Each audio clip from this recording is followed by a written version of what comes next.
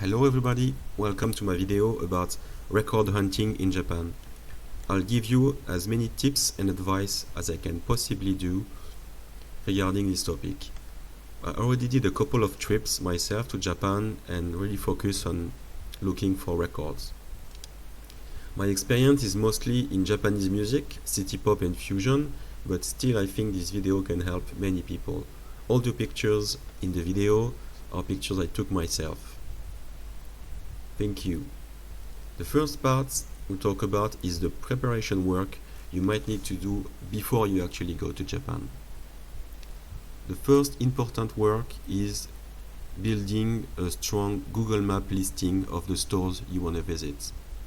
The main reason is you want to optimize the time you will spend, and the walking distance will be an important factor in your plan for half a day or hunting records. Some stores, even if you know where to look, can be quite hard to locate because they are, hidden in the basement or within a shopping mall. So having this list really tightly prepared will help you a lot to gain time. Next advice is bring cash, or bring Japanese yen with you. Some stores will not accept credit cards, so it's important that you have some cash with you. Because you will be using Google Maps, it's important that you have a good internet connection, 4G, 5G or something, so you can buy a SIM card or a virtual SIM card so you can have the best time with the internet. Internet might also be useful for you to access your wish list. Let's talk about your record wish list. I highly recommend you bring with you a document with the list of records you're looking for. Could be just a screenshot, could be a document, could be what I recommend is using the Discogs application to have really a tight list of what you're looking for. We'll talk about that more in the video. Then try to be aware of the value of the yen.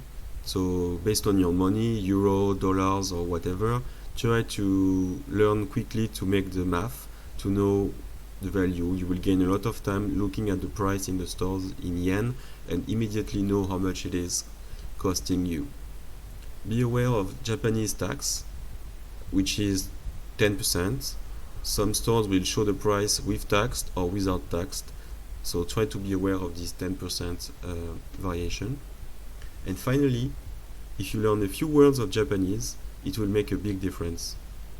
We'll talk more about that in the video, but just learn to say hello, sorry, goodbye, thank you, etc. will be helpful for you.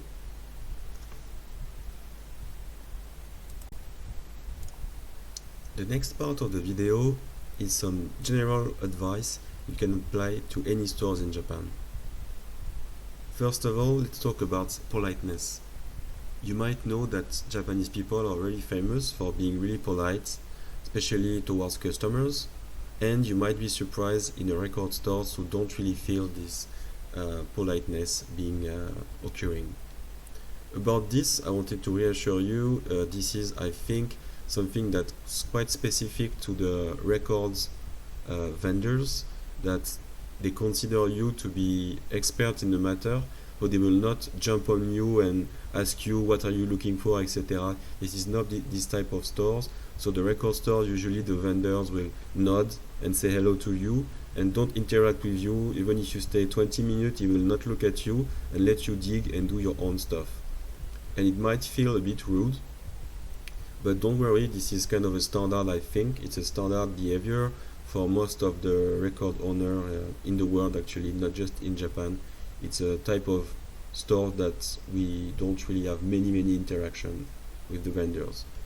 If you start to talk with the vendors, you might feel a bit of a stiffness or communication trouble, and this is not someone being rude. I think in many cases the vendors are not so used to have interaction with foreigners and the English level might be weak, so you might have some people that seems like they don't really want to talk to you, and I have experience like this, and I think it's not personal. Try to don't take it personally.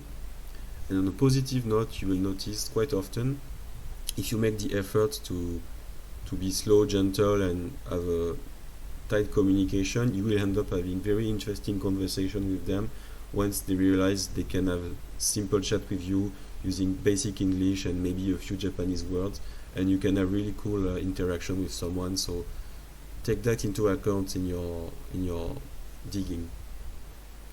The next part is about when you go into the stores as a tourist, you might be bringing with you big luggage, a big backpack, etc. I would recommend, if you find a spot in the entrance, to leave your big backpack and any things you carry with you at the entrance of the stores. The reason is that many stores are actually quite small and it's difficult to navigate in the store. If you cannot leave it, there is no room. In that case, I recommend you put your backpack in the front of you, right? So you can, like you do in the metro maybe if it's crowded. So doing this will avoid you turning around and pushing some records away, and the vendor will really appreciate this little gesture of you trying to avoid any trouble. Before you take any pictures or video, it would be really cool if you can ask the vendors if you can do it. Specifically if you're doing a big long video of the entirety of the store, etc. In Japan it's seen as very rude to start filming in the stores without asking. It's even illegal possibly. It can ask you to stop, for example. In my case, I often do, like, I don't ask if I take a quick picture of one record, a very fast picture, but if I want to do many pictures, it would be really appreciated if you can ask him before you do that, and they will always say yes. If you don't know how to ask in Japanese, pictures is called shashin. So you can say shashin daijobu desu ka, meaning picture okay, question mark, and this simple Japanese phrase will really help you have a strong connection with the vendor and gain some trust and have possibly good interaction. Next recommendation is look in the stores for a record you know the value of. So if you look at this picture, try to see something you know, look at the price, convert it in your money, and then you will see, is it cheaper or more expensive than what you know this record is worth. It's the kind of stuff I really recommend you do, because the price difference from one store to another can be double or triple sometimes. Some stores will really have very pricey item, they know it's getting trendy, so they will kind of try to apply a really new expensive price, and some stores will do the opposite. So really important to know the price of the record you're looking for, at least some of them. So you find two of them, you know the price, you calculate it, you might be surprised that it's actually more expensive than what you can find online. So when you're in this situation, don't give up. You might find some good deal in the stores, but be aware this is a store that is really maybe possibly too expensive for you. So be aware of that. Also on this picture you can see many blue titles for style of music. So if you look for very specific type of music, be aware of how the Japanese stores are organized. From my experience, they will never mix Japanese music and foreign music into the same category.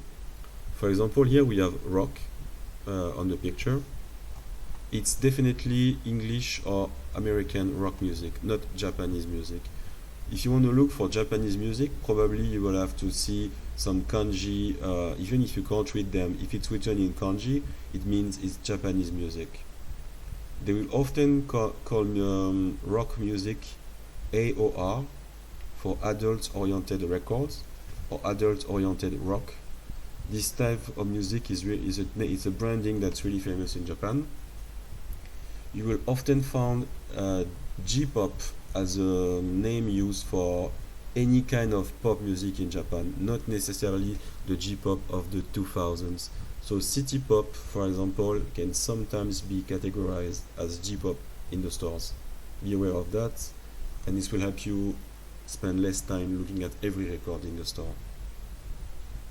Finally, it's possible to ask for inspection or testing of a record before you buy it. I definitely understand you want to do this for an expensive record, and if you're being hunting record in your own country, it might be something you do a lot because the condition of the record can be problematic. In Japan, I want to reassure you that in most cases the record has been inspected or tested And if there is a problem, you usually see it on the packaging. For example, in this picture you see the yellow sticker that has the price and info, and on the stickers possibly there will be some red information written here. It's often extra information about the condition of the record, so you can definitely do a quick Google Translate for that, or ask the vendor what it means. And just asking him and having the information should be enough, meaning what it's going to write here is going to be very detailed and very specific about the condition. So checking yourself again, testing or inspecting is not necessary. It's not rude to ask, you can ask it, but you can really trust what the vendors are telling you about the condition of the record.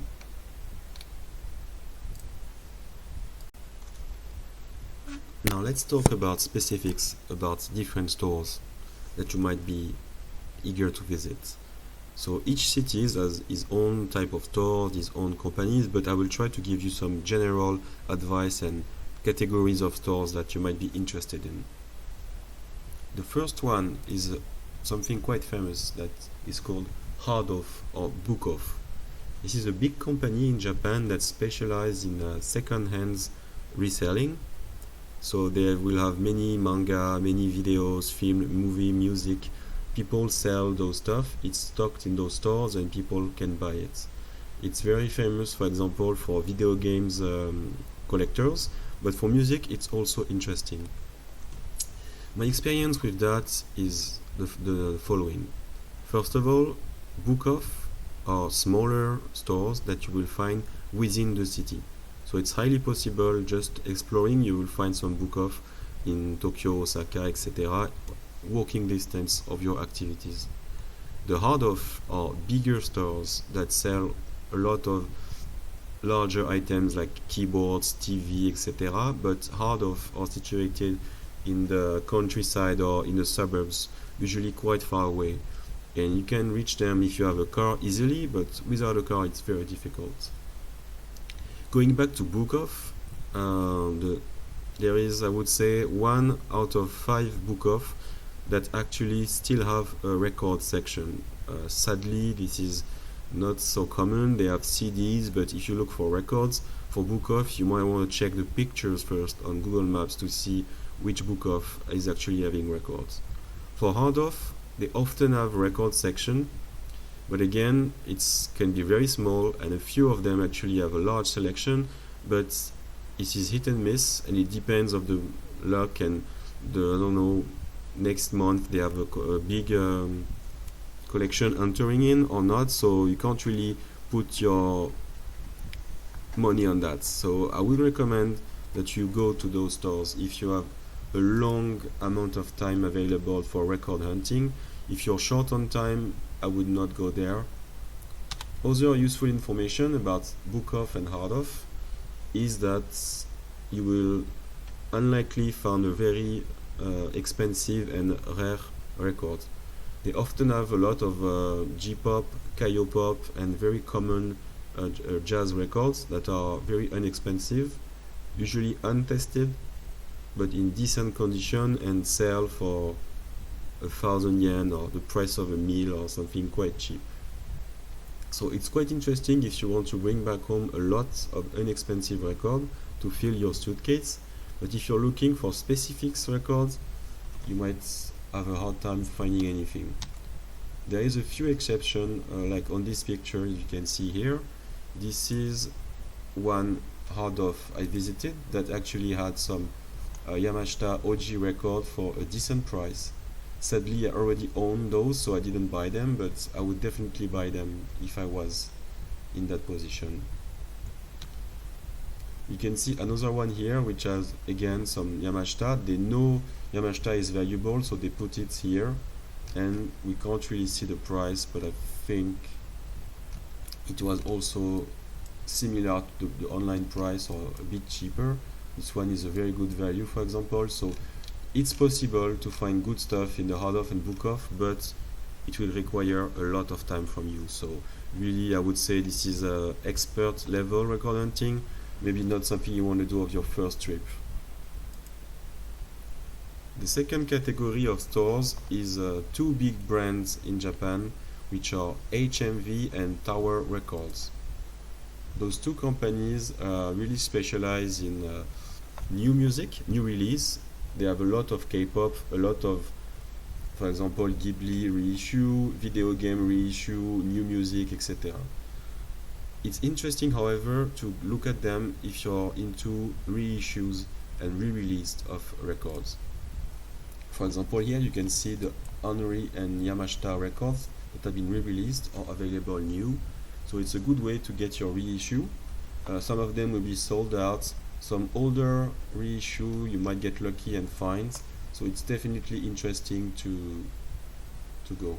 Please note that not all Tower Records have a large record section. So it depends where you go, but for reissue it's interesting. HMV stores have often the same, have actually less records. I visited a few of them that had no record section, only CD. However, a few of them will have records and even second-hand records. It is not very common, but for example, on this picture taken in Osaka, they opened a new HMV store which had a large collection of second-hand records, which was amazing, but again, it's not so common. So I would recommend visiting those HMVs if you have the time. And you can really only focus on Tower Records, the larger ones in Tokyo and Osaka, for example. If you're looking for a very recent reissue that has been released in the past month, you will likely find it. Next stores are called Disc Union. You will find many of those in actually Tokyo. It's really my recommendation for you if you want to find second-hand, good quality, rare records. It works for any kind of music because Disc Union has around 20 or so stores just in Tokyo. Each of them specialize in a specific genre of music, being jazz, funk, pop, punk, whatever, metal. So if you dig enough, you look online and you pick the one you're interested in, you will, I think, have a good time. So highly recommending those stores if you're in Tokyo. Now, for any kind of other stores, I made two categories. One category I'm calling Oji-san dusty stores.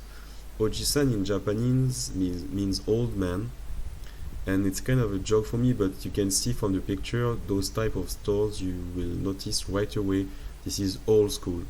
So those stores are really interesting because they've been there for ages.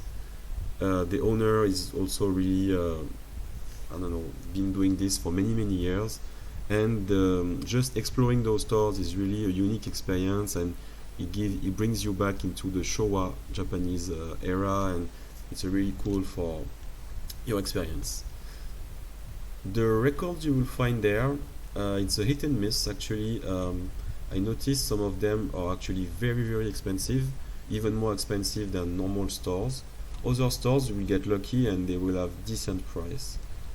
Usually, however, when you see some old stuff like this, it's often already been picked of any trendy city pop stuff, for example, and they will often have many obscure folk music from the 60s and 70s. This is the kind of stuff they will have the more, and unlikely you will find Kadomatsu, Cassiope and stuff like this here. But if you have a little bit of time, it's worth digging.